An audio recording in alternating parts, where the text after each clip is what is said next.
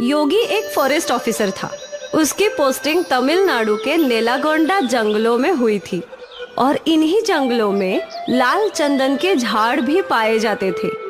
मेरे यहाँ रहते हुए कोई भी लाल चंदन के पेड़ों की चोरी नहीं कर सकता है। जी सर, पर वो वर्धा राजन हर बार कोई नया रास्ता ढूंढ लेता है लाल चंदन के पेड़ों को चुराने का। अब मैं आ गया हूँ ना, अब वो इस जंगल से एक भी लाल चंदन का पेड़ चुरा नहीं पाएगा। अब से मैं खुद डे एंड नाइट पेट्रोलिंग करूंगा। और वैसे भी चेक पोस्ट पे जिस ऑफिसर की ड्यूटी है, मुकेश, वो भी बहुत ईमानदार है। मुझे उससे बात करनी होगी। ठीक है सर। चलो चेक पोस्ट से चलते हैं। हवालदार फॉरेस्ट ऑफिसर योगी को चेक पोस्ट पार ले आया। Hello sir, good morning. बहुत नाम सुना है सर आपका, आज पहली बार देख रहा हूँ। थैंक यू, मैंने भी तुम्हारी ईमानदारी के किस्से सुने हैं। Thank you sir. हमें गाड़ियों की जांच और बढ़ानी होगी। अब भी लाल चंदन की तस्करी हो रही है। ऐसे ही चलता रहा तो लाल चंदन देखना भी मुश्किल हो जाएगा मुकेश। सर, मैं जानता हूँ इन सबके पीछे वो वरदराज है, तो तुम उसका कुछ करते क्यों नहीं? सर, वो इन्हीं जंगलों में पला बढ़ा है, जंगल का कोना कोना जानता है। जब भी हम उसे पकड़ने दौड़ते हैं वो जंगलों में गायब हो जाता है। कम से कम हम लाल चंदनों को इस चेक पॉइंट से बाहर जाने से तो रोक ही सकते हैं ना। जी सर, मैंने और फोर्स की मांग की है। अगले हफ्ते से और 2 हवलदार इस चेक पॉइंट पे होंगे। उम्मीद है अब लाल चंदन की तस्करी बंद हो जाएगी। हम मिलकर करेंगे तो जरूर होगा। उस दिन से फॉरेस्ट ऑफिसर खुद दिन में काई पर जंगलों में पेट्रोलिंग का काम करता था, खास करके रात के समय। यहाँ जंगल के भीतर डेरा जमाए वर्धराजन को योगी के आने की खबर मिल गई। भाई, वो योगी जंगल में दिन रात पेट्रोलिंग कर रहा है। अब हम कैसे लाल चंदन का पेड़ काटेंगे? हर समस्या का एक समाधान होता है छोटे। वर्धराजन ने स्वामी के कान में कुछ कहा। फिर रात के अंधेरे में स्वामी फॉरेस्ट ऑफिसर के ऑफिस के बाहर पहुंचा। वो किसी का इंतजार कर रहा था। कुछ देर बाद गार्ड वहां पहुंचा। भाई ने तेरे लिए मिठाई भेजी है और इसके बदले बस हमें समय समय पर इत्तला करते रहना। तुझे हर हफ्ते अपनी मिठाई मिल जाएगी। वाह, भाई को शुक्रिया बोलना। हाँ ठीक है। स्वामी खुशी खुशी अपने अड्डे पर लौटा और वर्धराजन को सब कुछ बता दिया। अब देखते हैं वो फॉरेस्ट ऑफिसर अपना क्या बिगाड़ता है। हाँ भाई। उस रात से वर्धराजन और उसके आदमियों ने लाल चंदन के पेड़ों को काटना शुरू कर दिया और यहाँ गार्ड मैसेज करके वर्धराजन को फॉरेस्ट ऑफिसर की लोकेशन बताया करता था। जिस समय फॉरेस्ट ऑफिसर दक्षिण की दिशा में जाता तो वर्धराजन के आदमी उत्तर की दिशा में लाल चंदन के पेड़ काट रहे थे, और जिस समय योगी उत्तर की दिशा में पेट्रोलिंग करता वो दक्षिण की दिशा में पेड़ काटने लगे। ये सिलसिला कई दिनों तक चलता रहा। एक दिन की बात है, उत्तर की दिशा से वर्धराजन के लड़के लाल चंदन का पेड़ काटकर निकल गए थे। फिर जब योगी वहां पहुंचा तो उसका ध्यान उस ताजे कटे हुए पेड़ के तने पर गया। ऐसा लग रहा है कि ये पेड़ आज ही कटा है, पर मैं इतने देर से पेट्रोलिंग कर रहा हूँ तो कैसे कोई मेरे आंख के नीचे से ये लाल चंदन का पेड़ काट सकता है? जरूर कुछ गड़बड़ है। योगी ने कुछ नहीं कहा और जीप में बैठकर दक्षिण की दिशा में चलने लगा। जब वो यहाँ पहुंचा तो यहाँ भी उसने ताजे कटे हुए पेड़ों के तने दिखे। ये तना भी आज ही कटा हुआ है, मतलब अब भी वर्धराजन लाल चंदन के पेड़ों की चोरी कर रहा है। मुझे ये सब जल्द ही रोकना होगा। गाड़ी चेक पोस्ट पर लो। योगी जीप में बैठ गया और गार्ड ने गाड़ी चेक पोस्ट की ओर ले ली। क्या हुआ सर, आप बहुत टेंशन में लग रहे हैं? मुझे तुमसे अकेले में बात करनी है। जी सर, आइए ना, अंदर बैठकर बात करते हैं। चेक पोस्ट की छोटी चौकी में बस फॉरेस्ट ऑफिसर योगी और इंस्पेक्टर मुकेश थे। बोलिए सर, यहाँ हमारी बातें कोई नहीं सुन सकता। मुकेश, अब भी जंगल में लाल चंदन के पेड़ कट रहे हैं। क्या यहाँ से कोई बड़ी गाड़ी गुजरी है? नहीं सर, अभी तक तो नहीं, पर कल ये ट्रक आएंगे जंगल में रोड बनाने के लिए रेत लेकर। फिर जरूर लाल चंदन उसी में जाएगा। कल मैं किसी भी हालत में उस ट्रक को इस चेक पोस्ट से बाहर जाने नहीं दूंगा। हाँ, और मैं उस वर्धराजन को पकड़ कर रहूंगा। ठीक है सर। यहाँ जंगल में वरदराजन अपने अड्डे पे योजना बना रहा था। कल रेत वाली गाड़ी सारे लाल चंदन के झाड़ भरकर बाहर ले जाना है ना? नहीं। अब तक तो उस फॉरेस्ट ऑफिसर को सब कुछ पता चल गया होगा। वो कल चेक पोस्ट पर हम सबका इंतजार करेगा। तो अब हम क्या करेंगे? कैसे इन लाल चंदनों को इस जंगल से बाहर निकालेंगे भाई? वरदराजन ने अपनी योजना बना ली थी। अगली सुबह रेती की गाड़ी जंगल के अंदर आई। इंस्पेक्टर मुकेश ने फॉरेस्ट ऑफिसर योगी को कॉल करके ये बात बता दी। सर, ट्रक आ गए हैं, आप भी आ जाइए। ठीक है। वो ट्रक कंस्ट्रक्शन साइट पे पहुंचा। यहाँ ट्रक ने सारी रेत अनलोड की और फिर वरदराजन और उसके आदमियों ने उसमें एक लाल चंदन के पेड़ के तने को लोड कर दिया। यहाँ फॉरेस्ट ऑफिसर और गार्ड जीप में निकले, पर उनके रास्ते में कई और पेड़ गिरे हुए थे। सर, घूम के जाना होगा। ये सब उस वरदराजन ने ही किया होगा। जल्दी चलो, आज उसे पकड़ कर ही रहेंगे। वरदराजन वहाँ से निकल गया। अब जब फॉरेस्ट ऑफिसर योगी वहाँ पहुँचा तो ट्रक भी वहाँ से निकल चुका था। चेक पोस्ट के पास ले लो। योगी ने इंस्पेक्टर मुकेश को कॉल लगाया। मुकेश, वो लोग निकल चुके हैं, अब तुम्हें ही उन्हें रोकना होगा। जी साहब। इंस्पेक्टर मुकेश अपने सारे आदमियों के साथ चेकपोस्ट पर खड़ा हो गया। ट्रक धीरे धीरे चेकपोस्ट की ओर बढ़ने लगा। चेकपोस्ट पर मुकेश और सारे पुलिस वाले बंदूक तान कर खड़े थे। ड्राइवर ने पुलिस वालों को देखा और उसने गाड़ी रोक दी और पीछे से फॉरेस्ट ऑफिसर ने अपनी जीप लगा दी। ट्रक को चारों ओर से घेर लिया था। हवलदार, चेक करो, ट्रक में क्या है? हवलदार ट्रक के अंदर चढ़ा।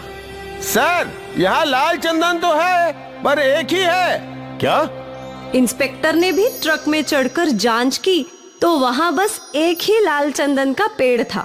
सर, आप यहाँ आइए। अब फॉरेस्ट ऑफिसर योगी भी ट्रक में चढ़ गए। वो भी ये सब देखकर हैरान था। उस वरदराजन ने इस बार भी हमारे साथ धोखा किया। और यहाँ वरदराजन अपने सारे लोगों के साथ और लाल चंदन के पेड़ों के साथ नदी के रास्ते से लाल चंदन के पेड़ जंगल से बाहर निकाल रहा था। मुझे कोई रोक नहीं सकता। लाल चंदन सिर्फ मेरा है।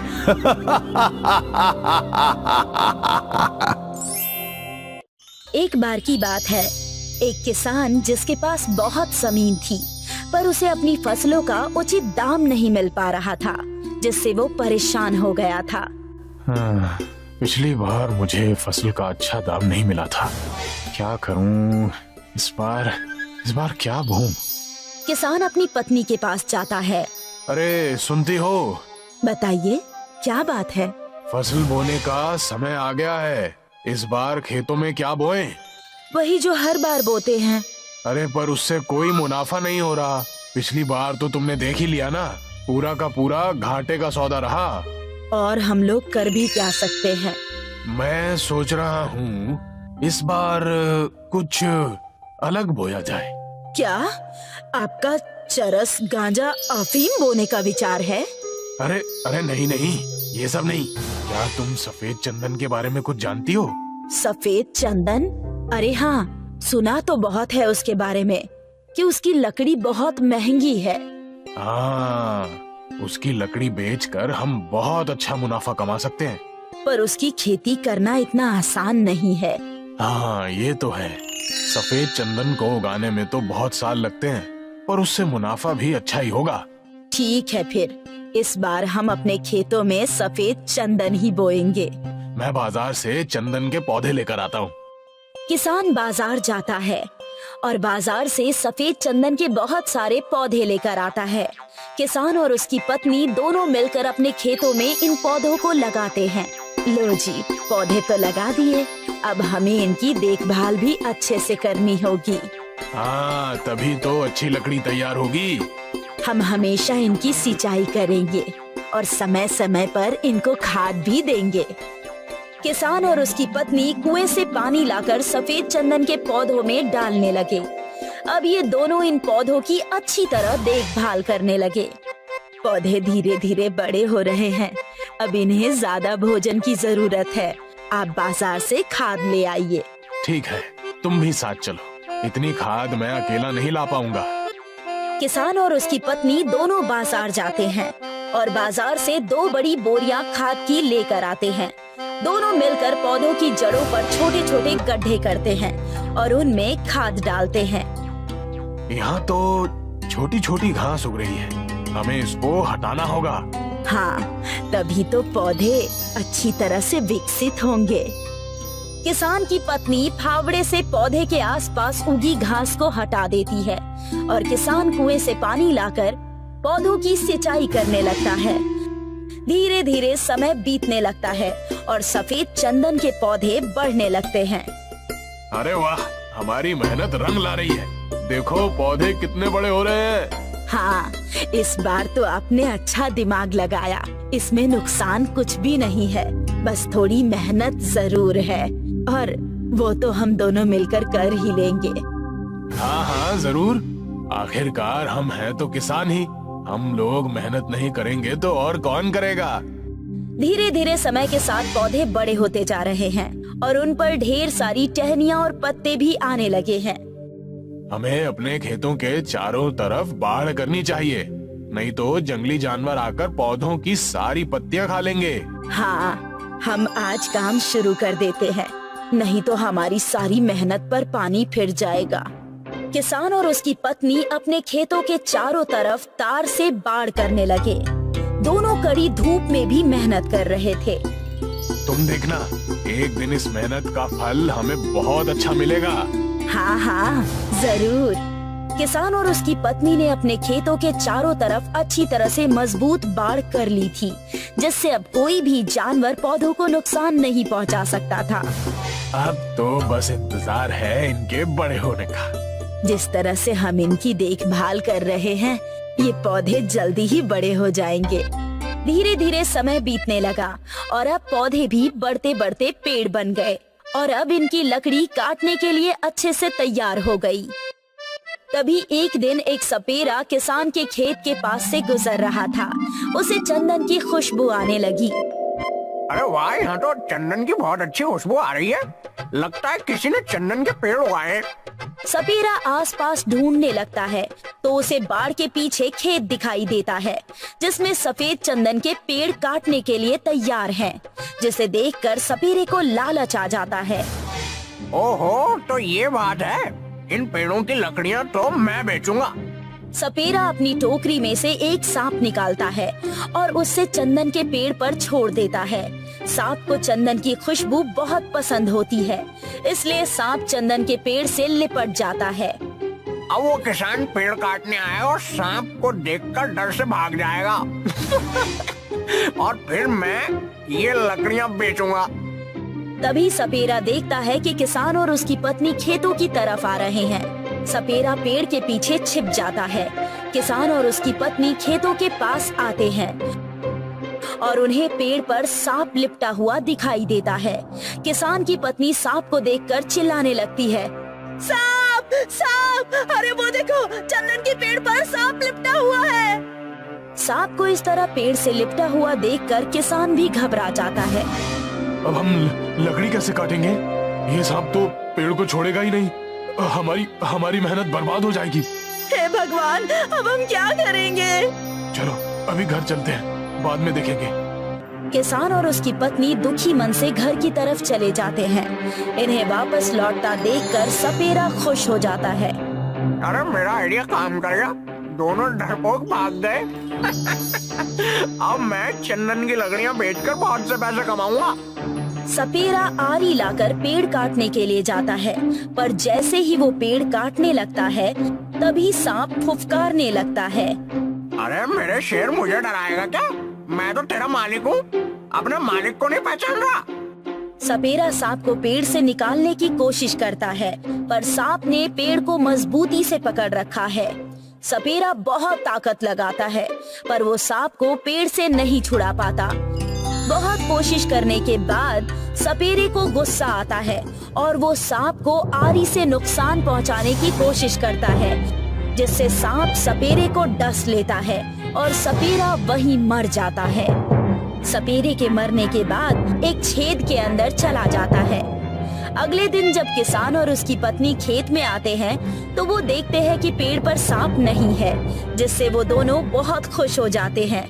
भगवान ने हमारी सुन ली, सांप पेड़ को छोड़कर कहीं चला गया है। हाँ, अब हम लकड़ियों को काट कर बेच देंगे।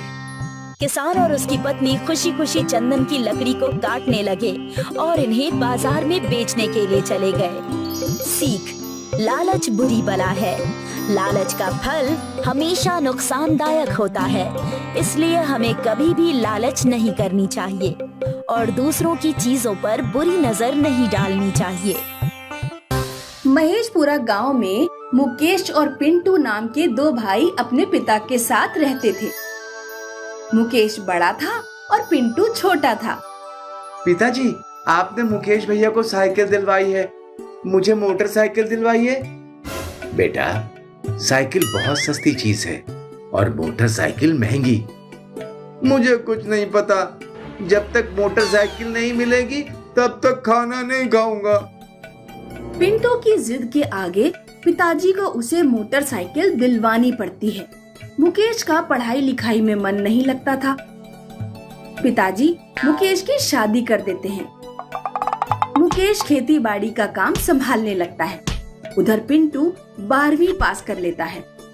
पिताजी, मैं पढ़ाई करने शहर जाऊंगा। बेटा, हमारे गांव में भी तो कॉलेज है, शहर में किराए पर कमरा लेगा और भी खाने पीने का भी अलग से खर्चा होगा। पिताजी, मुझे कुछ नहीं पता, शहर जरूर जाऊंगा। फिर पिताजी को पिंटू की जिद के आगे झुकना पड़ता है। पिंटू पढ़ाई करने शहर जाता है, लेकिन शहर की चकाचौंध में पिंटू का पढ़ाई से ध्यान हट जाता है। वो दोस्तों के साथ बाइक पर मौज मस्ती करता, कभी सिनेमा हॉल में फिल्में देखने जाता, कभी दोस्तों के साथ पार्टी करता। 2 साल पिंटू ने इसी तरह मौज मस्ती करके बिता दिए। एक दिन पिंटू के पास मुकेश का फोन आया। पिंटू, पिताजी की तबीयत बहुत खराब है, तू जल्दी घर पर आ जा। मैं नहीं आ पाऊंगा, बहुत बिजी हूँ, तू ही सब कुछ संभाल। मुकेश बेटा, मेरा पिंटू से मिलने का बहुत मन कर रहा है। पिंटू घर नहीं लौटता और पिताजी की मृत्यु हो जाती है। एक दिन पिंटू का फोन आता है। मुकेश, तू इतने कम पैसे क्यों भेज रहा है? तुझे पता है ना कि शहर में कितना खर्चा है। पिंटू, मुझसे जितने पैसे हो रहे हैं मैं भेज रहा हूँ। इस बार गलत समय पर बारिश हो गई, सारी फसल बर्बाद हो गई, घर पर कुछ खाने तक को नहीं है। क्यों झूठ बोल रहे हो? मैं झूठ नहीं बोल रहा हूँ पिंटू। पिंटू एक लड़की को लेकर अपने गांव में अपने घर पहुंचता है। अरे पिंटू, अचानक से इतने दिनों बाद यहाँ आया और तूने बताया भी नहीं कि तूने शादी कर ली। हाँ भैया, मैंने शादी कर ली। मुकेश एक कागज देते हुए कहता है, भैया, ये मेरे कॉलेज का एक डॉक्यूमेंट है, इस पर अपना अंगूठा लगा दीजिए। मुकेश पिंटू पर भरोसा करके कागज पर अंगूठा लगा देता है। बहुत बढ़िया भैया, अब आप अपनी बहू को लेकर घर से निकल जाइए। इस कागज पर इंग्लिश में साफ साफ लिखा है कि आप अपने घर, खेती बाड़ी सब अपने छोटे भाई पिंटू के नाम कर रहे हैं। ये तुम क्या कह रहे हो पिंटू? अब मेरा टाइम मत खराब करिए और अपनी पत्नी के साथ बाहर निकल जाइए। चलो रूपा। बेचारे मुकेश और रूपा रोड किनारे एक झोपड़ी डाल लेते हैं। अब हमारा खर्चा कैसे चलेगा? तुम चिंता मत करो, मैं जंगल से लकड़ियां काट कर लाया करूंगा और बाजार में भेज दिया करूंगा। अगले दिन मुकेश जंगल में लकड़ियां काटने जाता है। दोपहर तक लकड़ियां काटते काटते मुकेश को प्यास लगने लगती है। बड़ी गर्मी है, मेरा तो गला सूखा जा रहा है। मुकेश पानी की तलाश में जंगल में इधर उधर भटकने लगता है। उसे एक कुआं दिखाई देता है। मुकेश कुएं में झांक कर देखता है। कुएं में पानी तो नहीं होता, लेकिन कुएं से बहुत आकर्षक खुशबू आ रही थी। मुकेश कुएं में कूद जाता है। कुएं में एक चंदन का पेड़ था। मैंने सुना है चंदन की लकड़ी बहुत महंगी बिकती है। मुकेश चंदन के पेड़ से कुछ लकड़ियां तोड़कर बाजार में बेचने जाता है। चंदन की लकड़ियां 50,000 में बिकती हैं। मुकेश बहुत खुश होकर घर लौटता है। अब मुकेश रोजाना चंदन के पेड़ से कुछ लकड़ियां काटकर बेच आता। जल्द ही मुकेश ने बड़ा मकान, खेत और ट्रैक्टर खरीद लिया। उधर पिंटू को खेती बाड़ी करना आ ही नहीं रहा था, इसीलिए उसने अपना खेत बेच दिया। कुछ दिनों में खेत के पैसे खत्म हो गए। पैसे कमा कर लाओ, वरना मैं तुम्हें तलाक दे दूंगी। मुकेश के अमीर होने की खबर पिंटू तक पहुंचती है। एक रात पिंटू चुपके से मुकेश के घर के पास जाता है। मुकेश और मुकेश की पत्नी उस समय खाना खा रहे थे। पिंटू खिड़की से उन दोनों की बातें सुनने लगता है। आज हम जो भी हैं, जंगल में उस कुएं वाले चंदन के पेड़ की वजह से हैं। जंगल में एक बाबा मिले थे। उन्होंने मुझे बताया कि वो चंदन का पेड़ मायावी है। अच्छा, जंगल में कुएं वाला चंदन का पेड़। पिंटू जंगल में जाता है और घूमते घूमते उस कुएं तक पहुंच जाता है। वो रहा चंदन का पेड़। पिंटू कुएं में कूद जाता है, लेकिन चंदन का पेड़ गायब हो जाता है और पूरा कुआं पानी से भर जाता है। पिंटू को तैरना नहीं आता था और वो कुएं में डूबकर मर जाता है।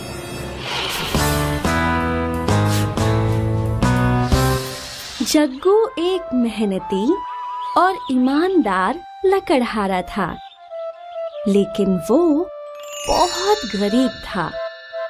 वो एक झोपड़े में अपनी पत्नी गौरी के साथ रहता था।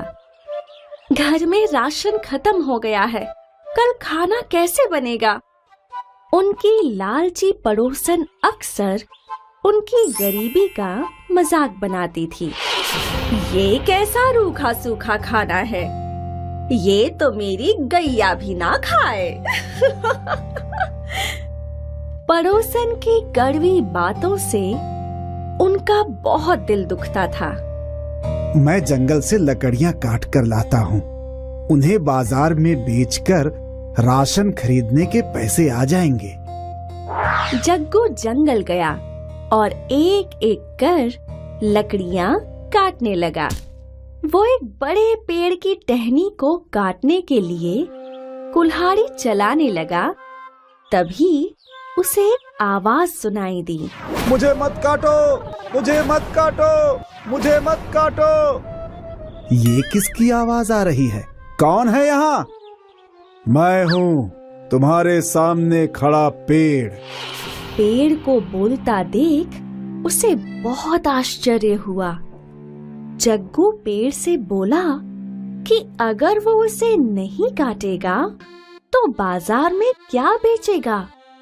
उसके पास राशन खरीदने के पैसे भी नहीं हैं। मैं एक जादुई पेड़ हूँ, मैं तुम्हारी जरूरत पूरी करूँगा, तुम्हें जो चाहिए वो मिलेगा। पेड़ के ऐसा कहते ही जादू से वहाँ बहुत सारा अनाज, दाल, चावल आ गया। ये देख जग्गू बहुत खुश हुआ। धन्यवाद जादुई पेड़, तुमने मेरी जरूरत पूरी कर दी। महीने भर का राशन देख गौरी भी बहुत खुश हो गई। अब हमें भूखा नहीं रहना पड़ेगा। तभी पड़ोसन वहाँ आ गई। वहाँ रखा सामान देख, इतना सारा राशन इन गरीबों के पास। पड़ोसन ने गौरी को उसके बेटे के जन्मदिन की दावत का न्योता दिया। शाम को दावत में कोई फटी पुरानी साड़ी पहनकर मत आ जाना। गौरी के पास तो एक भी अच्छी साड़ी नहीं थी। वो दुखी होकर रोने लगी।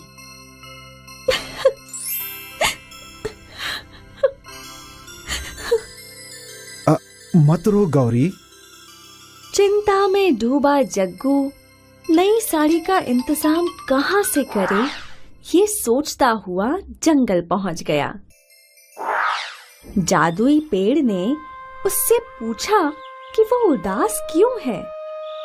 मेरी पत्नी के पास एक भी अच्छी साड़ी नहीं है, मैं उसे साड़ी कहाँ से ला कर दूं?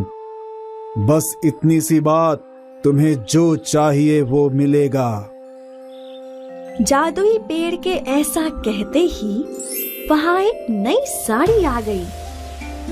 जग्गू साड़ी देख बहुत खुश हुआ। उसने पेड़ का शुक्रिया किया और साड़ी लेकर घर चला गया।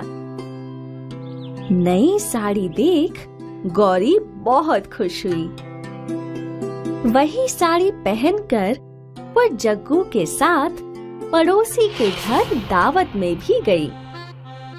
गौरी को सुंदर साड़ी पहने देख दावत में मौजूद सभी मेहमानों ने गौरी की बहुत तारीफ की। इस साड़ी में तुम बहुत सुंदर लग रही हो। गौरी की तारीफ सुनकर पड़ोसन को जलन होने लगी।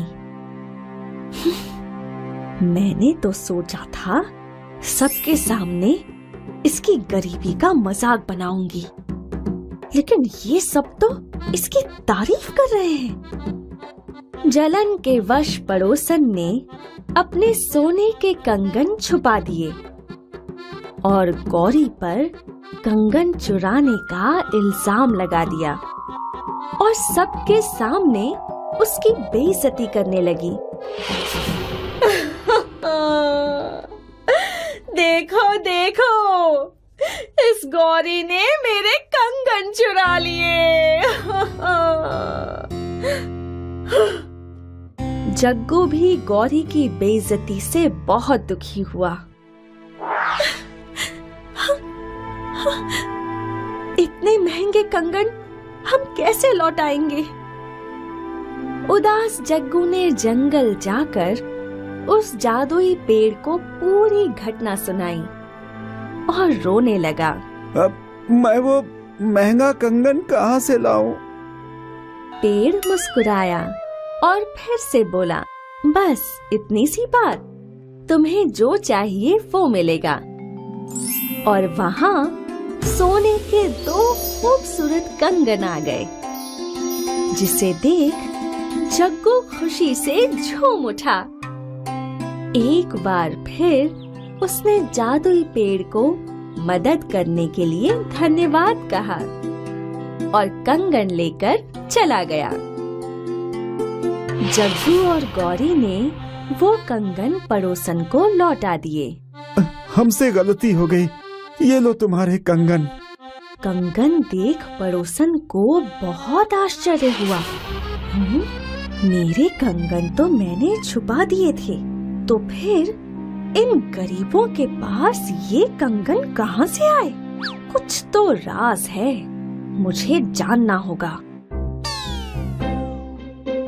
गौरी ने जग्गू से पूछा कि वो इतने महंगे कंगन कहाँ से लाया।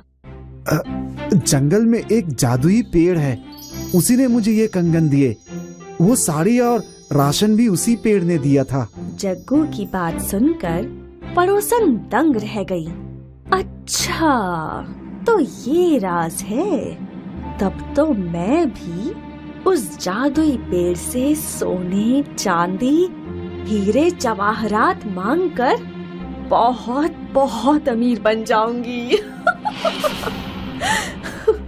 अगले दिन पड़ोसन जग्गू का पीछा करते हुए उस जादुई पेड़ तक पहुंच गई। वहां उसने सच में जग्गू को उस पेड़ से बात करते देखा। फिर जग्गू के जाते ही वो पेड़ के पास गई।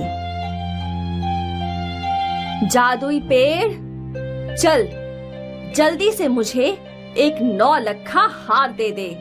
पड़ोसन के मांगने पर वहाँ एक चमचमाता 9 लखा हार आ गया। पड़ोसन खुशी के मारे पागल हो गई।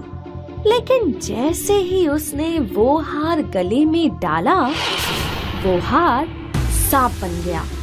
पड़ोसन डर कर चीखने लगी। उसने सांप उठाकर फेंक दिया और जादुई पेड़ से पूछा कि उसे सांप क्यों मिला, जबकि जग्गू को उसकी मनपसंद वस्तु मिली। जादुई पेड़ ने बोला कि जग्गू ने उससे मजबूरी के कारण वो चीज मांगी जिसकी उसे जरूरत थी, लेकिन पड़ोसन ने लालच में आकर हार मांगा। उसे उसके लालच के फल में सांप मिला। ये सुनकर पड़ोसन बहुत गुस्सा हुई। मैं तुझे जला दूंगी। पड़ोसन ने जलती हुई मशाल लेकर जादुई पेड़ को जलाने की कोशिश की। पेड़ तो नहीं जला, उल्टा पड़ोसन के पल्लू में ही आग पकड़ ली और वो खुद को बचाने के लिए इधर उधर भागने लगी।